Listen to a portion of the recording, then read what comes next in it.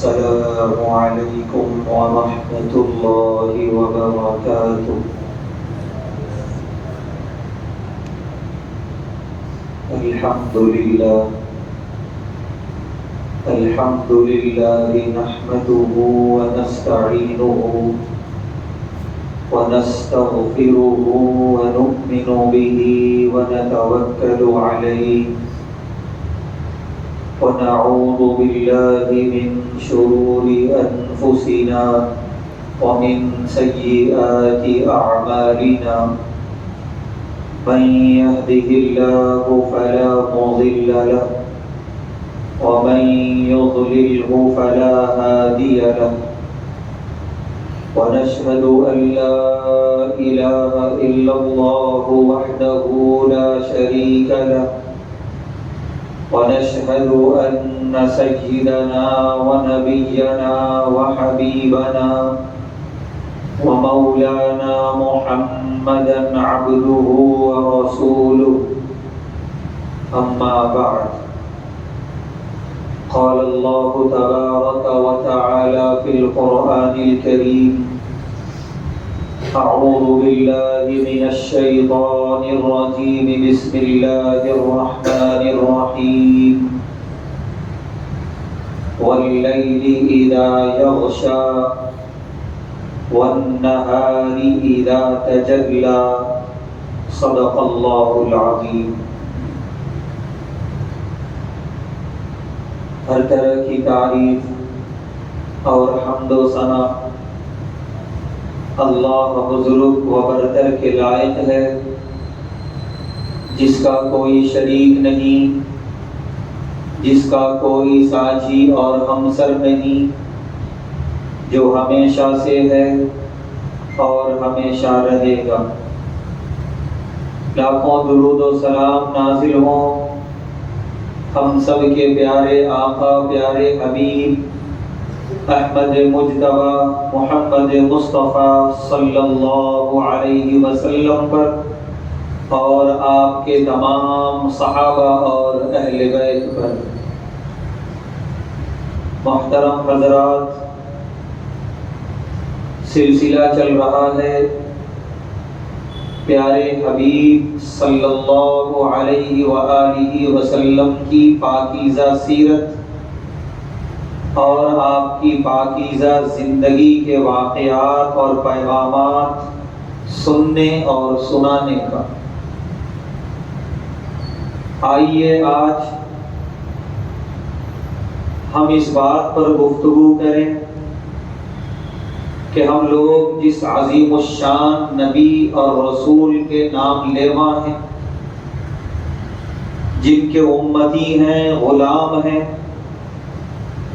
کہ جن کی محبت ہمارے دل کے اندر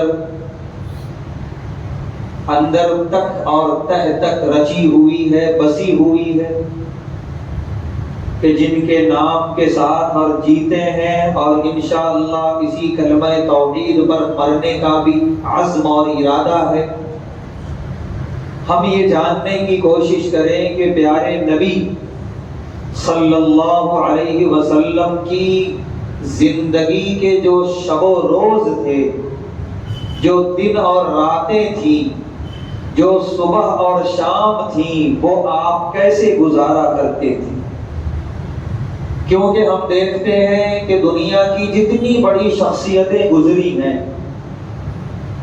جب ان کی تاریخ یا ان کی سیرت پڑھتے ہیں، کتاب اٹھاتے ہیں، تو دنیا کی ہر مشہور اور ہر بڑی شخصیت کے بارے میں یہ ضرور لکھا ہوتا ہے کہ وہ اپنی زندگی کیسے گزارا کرتے تھے، ان کے صبح و شام کیسے گزرتے تھے، ان کی دنوں راتیں کیسے گزرتی تھی.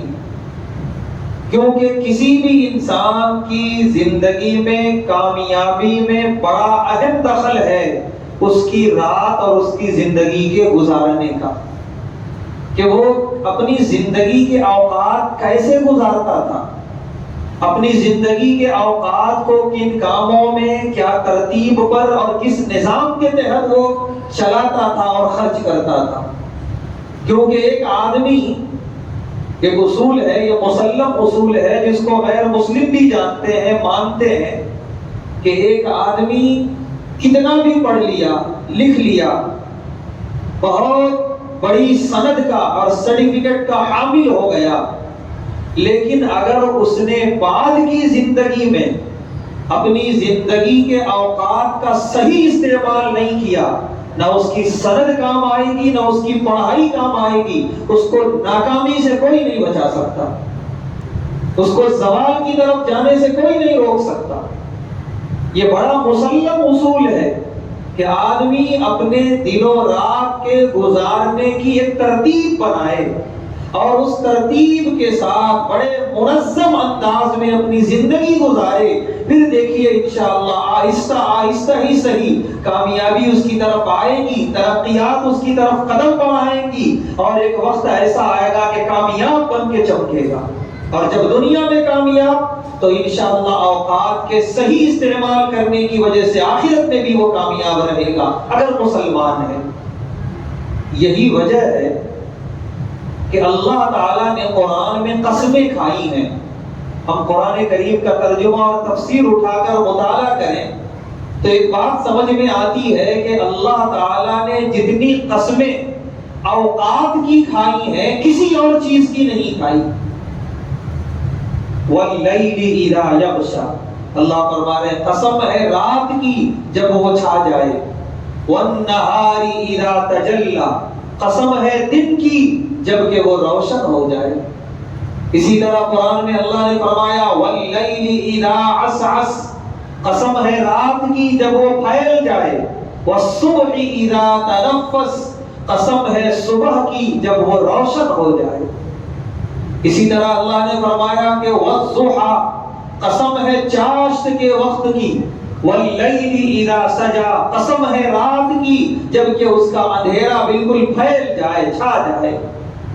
اسی طرح یہ صبح و شام جن کی وجہ سے آتے اور جاتے ہیں، یعنی سورج اور چاند، ان کی بھی اللہ نے قسمیں کھائی ہیں۔ وَالشَّمْسِ وَضُحَاهَا، قسم ہے سورج کی اور اس کی روشنی کی۔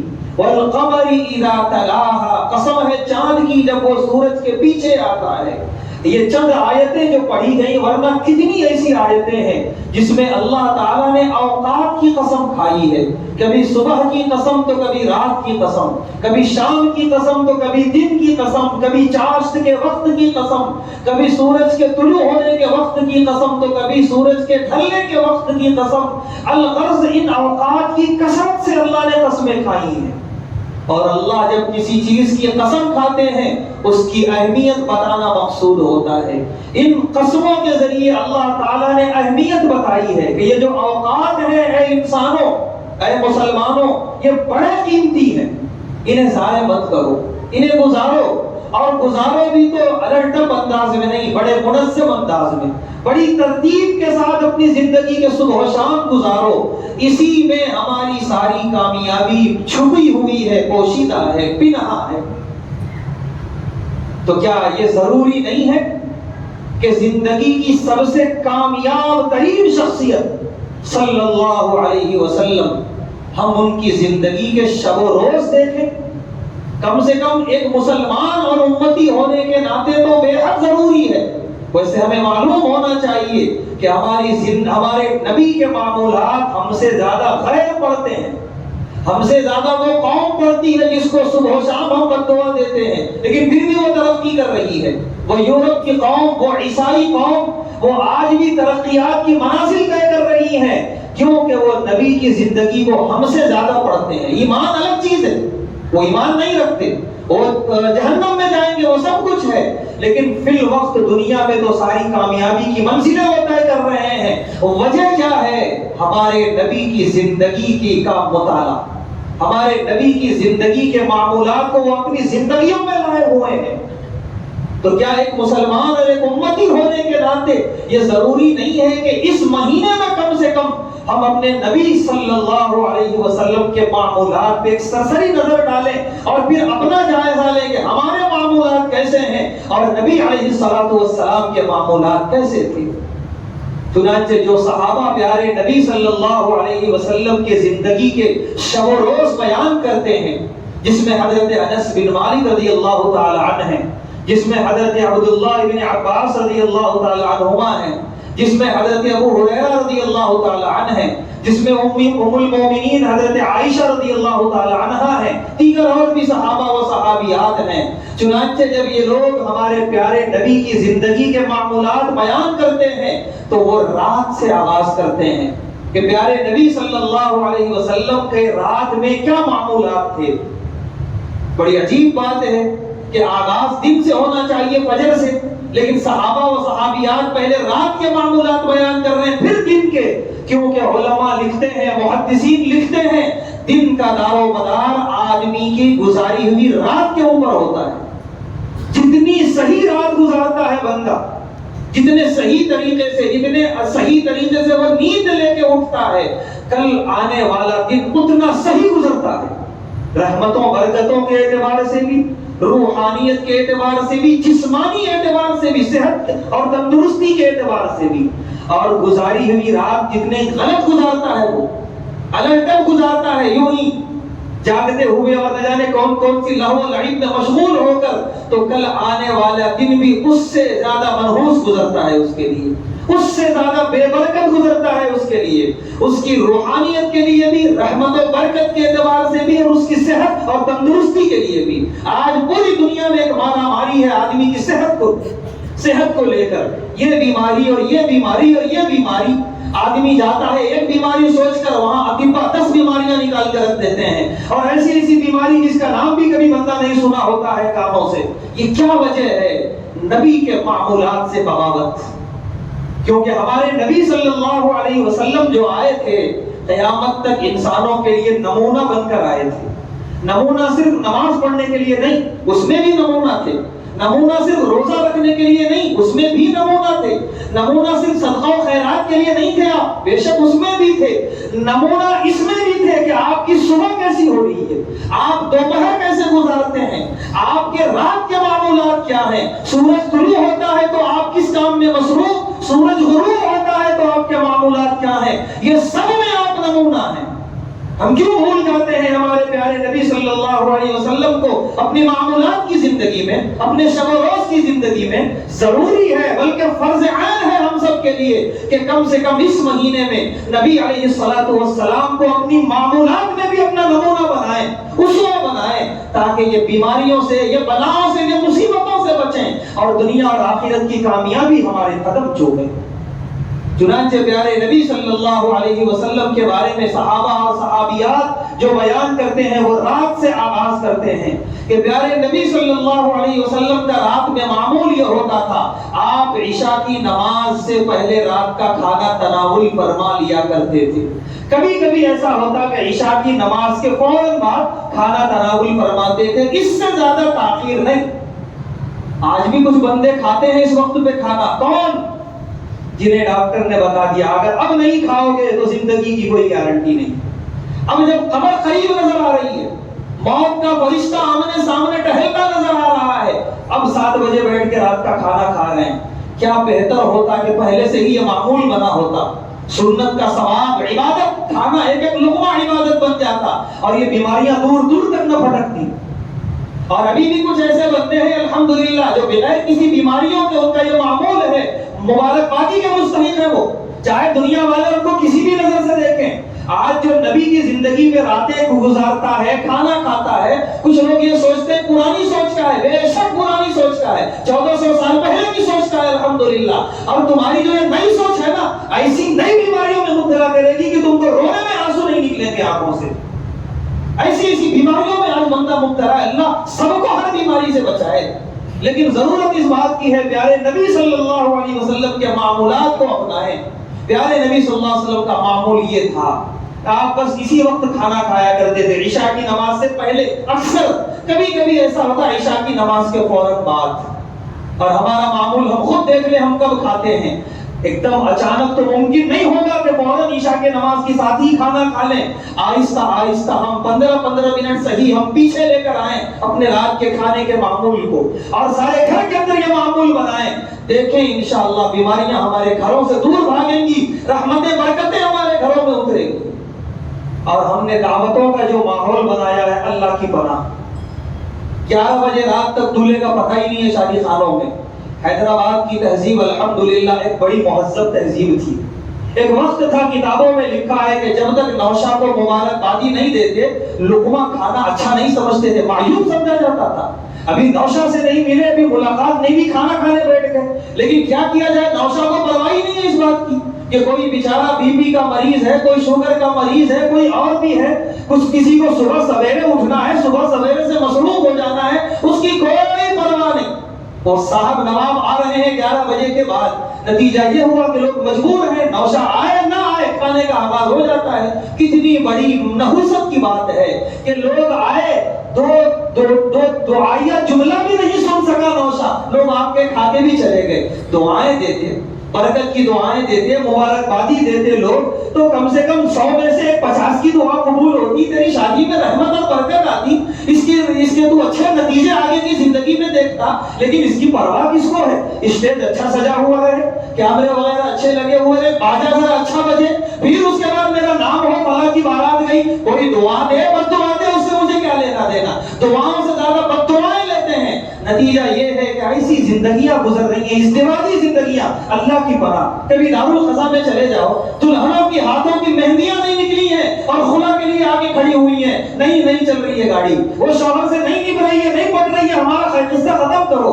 اور رحمت اور برکت ہوتی ہے تو آپس میں جوڑنے والی چیز وہی نہیں ہے زندگیوں میں، تو کہاں سے جڑے گی؟ اور جب وقت تھا رحمتیں اور برکتیں کی دعائیں لینے کا تو نوشا بیوٹی پارلر میں بیٹھے ہوئے تھے، تو کہیں بارات میں اور باجے میں مصروف تھے، لوگ آتے گئے بد دعا دے کے جاتے گئے کہ کیسا احمق اور کیسا بدتمیز نوشا ہے کہ وقت پر نہیں آیا، جس کی وجہ سے کھانے میں تاخیر، اور 2 دعائیں بھی نہیں لینا چاہا، وہ اتنا بھی اس کو گوارا نہیں، بس خالی اس میں کہ میرا باجا اچھا بجے اور میرا نام ہو، نعوذ باللہ نام سے زیادہ بد نام ہو۔ تو یہ جو معمول ہم نے بنا لیا دعوتوں کا، اللہ کی پناہ، یقیناً یہ باتیں یوں ہی رہ جائیں گی، کہنے والا کہے گا، سننے والا سنے گا، ہوگا وہی جو کریں گے، ہوگا وہی جو نوجوان چاہیں گے۔ جب تک عزم مصمم نہیں ہوگا تب تک کچھ بھی ہونے والا نہیں ہے۔ آج کیا بات ہے، کہنے کو دل نہیں چاہتا لیکن کہا جا رہا ہے، ایک ایسی قوم کہ جس کو طہارت کا طریقہ بھی نہیں آتا، آج وہ ہم پر غالب نظر آتی ہے، آج وہ ہم کو آنکھیں دکھاتی ہے، اور ہمارے پاس اتنی پاکیزہ شریعت، پاکیزہ قرآن و حدیث ہے، اور ہم ان سے ڈرے سہمے زندگی، مغلوبیت والی زندگی گزار رہے ہیں۔ یہ مار ہے اللہ تعالیٰ کی، یہ ذلت، یہ رسوائی، یہ خاری، یہ اللہ تعالیٰ کی مار ہے۔ ہم کو ہمارے نبی کے معمولات پسند نہیں، نبی جیسا نکاح پسند نہیں، نبی جیسا ولیمہ پسند نہیں، تو پھر اللہ تبارک و تعالیٰ نے بھی آج یہ ذلت اور خاری کے دن دکھائے ہیں۔ اللہ ہماری حفاظت فرمائے۔ تو ضرورت اس بات کی ہے ہم اپنے رات کے معمولات کو صحیح بنائیں۔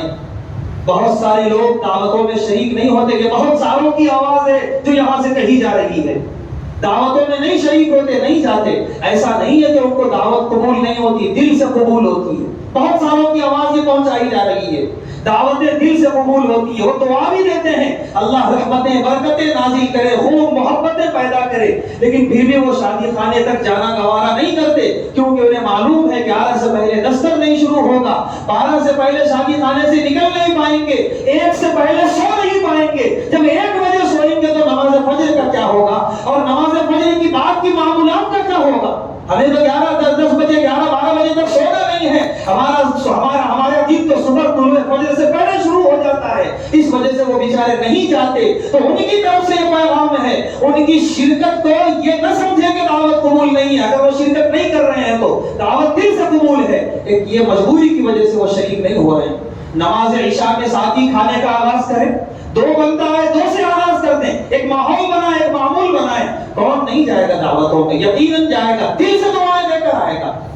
تو یہ ضرورت ہے اس بات کی کہ یہ جو معمولات ہم نے بنائے یہ ہمارا نہیں ہے، یہ ہمارے نبی کا بتایا ہوا نہیں ہے، یہ غیروں سے سیکھا ہوا معمول ہے۔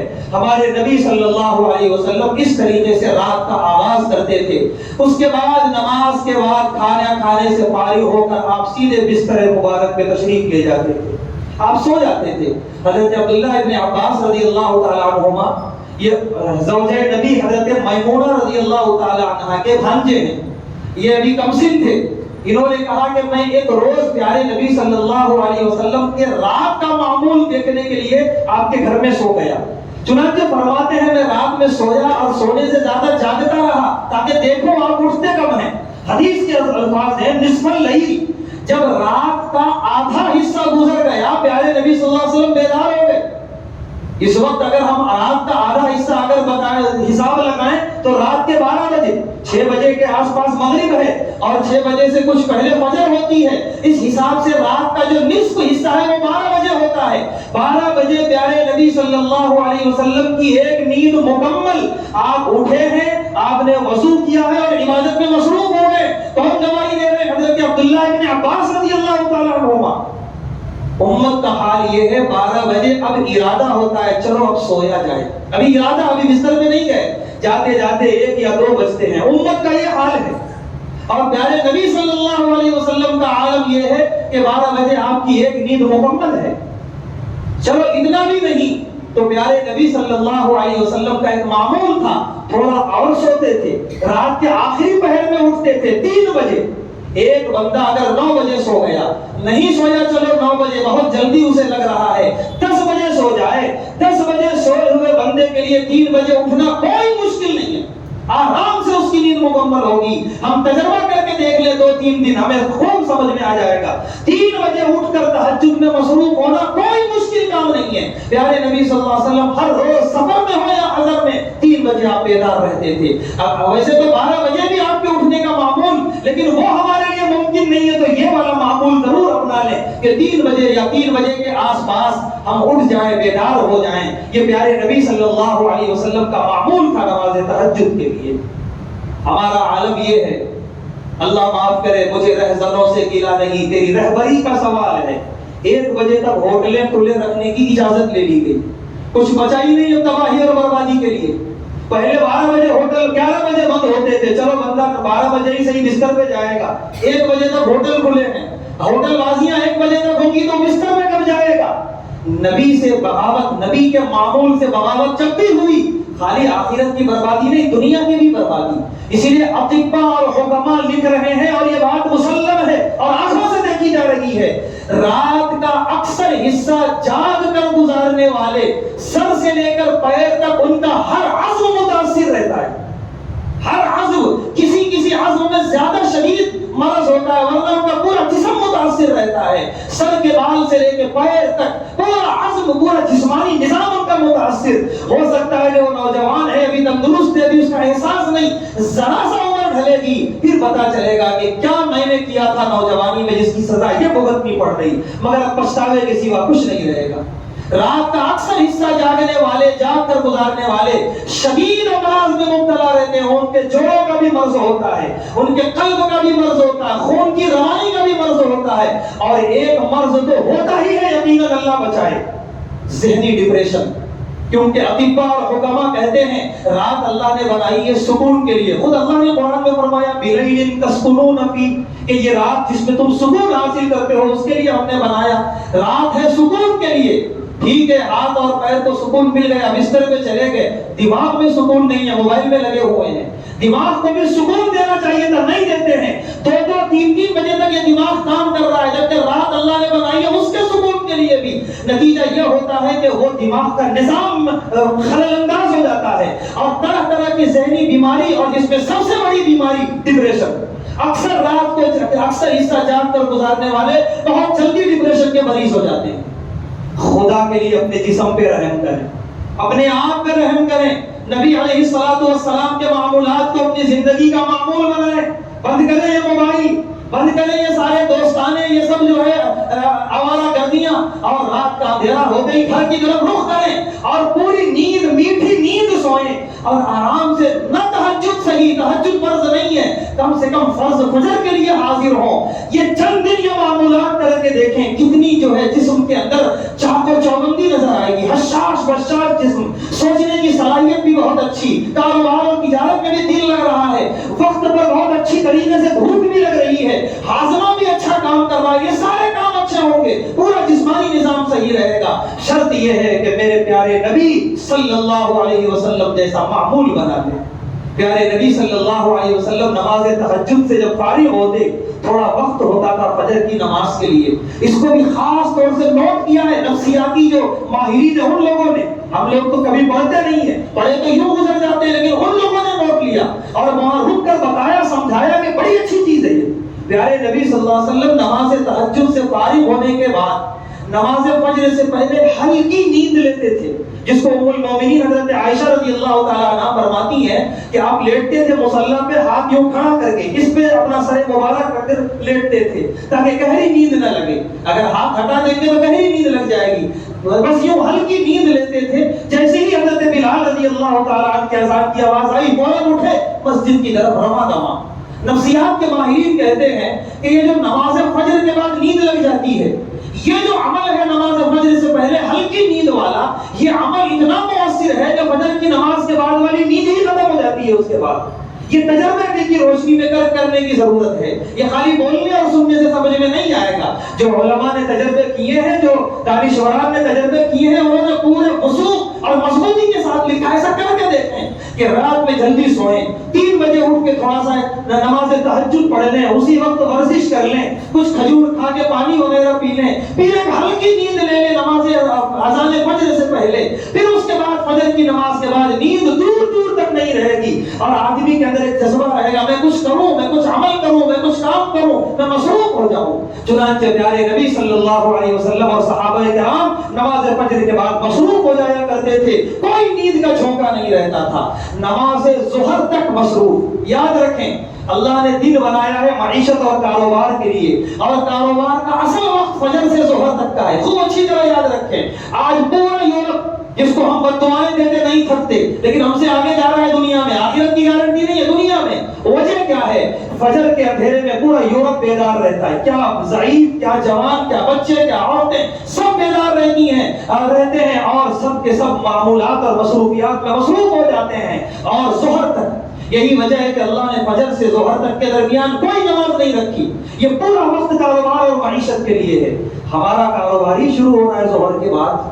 ہمارا مطلب ایک عام معمول ہے جس میں مسلم غیر مسلم سب برابر کے شریک ہیں. اصل جو وقت تھا کاروبار کا وہ ہر دن ہم ضائع کرتے ہیں. پوری انسانیت ضائع کر رہی ہے ملک کے اندر. ایک آدمی فجر سے لے کے ظہر تک جتنا کام کر سکتا ہے, اگر ظہر کے بعد شروع کرے تو عشاء تک بھی اس کے مکمل ہونے کی گارنٹی نہیں ہے.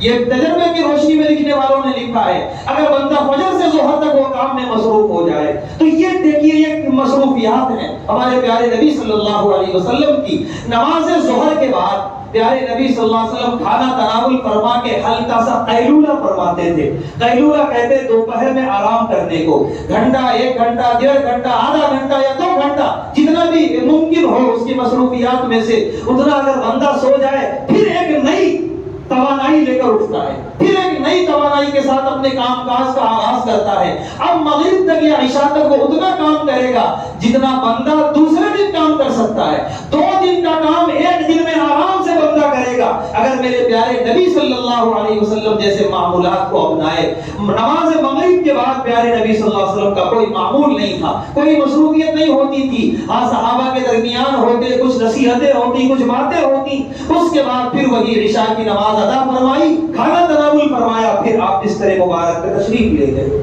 یہ پیارے نبی صلی اللہ علیہ وسلم کے معمولات 24 گھنٹوں کے. کاش کہ ہم اسے پڑھیں اور اس میں جتنا ہمارے لیے ممکن ہو سکے اس پر ہم عمل کرنے کی کوشش کریں. خاص طور سے نوجوانوں, راتوں کو ضائع نہ کرو. رات کا اکثر حصہ موبائلوں میں, چبوتروں پہ, ہوٹل بازیوں میں ضائع کرنا. آخرت تو تباہ ہے ہی, دنیا میں بھی جو ہماری زندگی بچی ہے بہت بری گزرے گی, اللہ بچائے. طرح طرح کی بیماریوں میں, ڈپریشن میں, نہ جانے کن کن امراض میں. لہذا اپنے آپ کو اگر بچانا ہے ان بیماریوں سے اور ایک صحت مند کامیاب زندگی گزار کر آخرت کو کامیاب بنانا ہے, رات کا اکثر حصہ سو کر گزارے. رات میں جتنا جلد ہو سکے گھر کی طرف رواں دواں ہو جائیں, جلد سے جلد کھانے وغیرہ سے فارغ ہو کر سونے کی تیاریوں میں مصروف ہو جائیں, اور جتنا جلد ہو سکے صبح بیدار ہونے کی کوشش کریں. تہجد میں نہ صحیح نماز فجر کے لیے تو ضرور بیدار ہو ہر حال میں, اور نماز فجر کے بعد چہل قدمیوں کے ذریعے, دیگر مصروفیات کے ذریعے اپنی مصروفیت کا آغاز کریں. یہ تمام بیماریاں اور یہ تمام پریشانیاں, یہ ڈپریشن انشاءاللہ ہم سے ضرور دور ہوں گے. اللہ تبارک و تعالیٰ سے دعا دعا ہے اللہ تبارک و تعالی ہم تمام کو پیارے نبی صلی اللہ علیہ وسلم کے معمولات کے مطابق اپنے شب و روز گزارنے کی توفیق عطا فرمائے اور غیروں کے طریقوں سے اور شیطانی طریقوں سے ہم سب کی حفاظت فرمائے۔ وآخر دعوانا الحمدللہ رب العالمین۔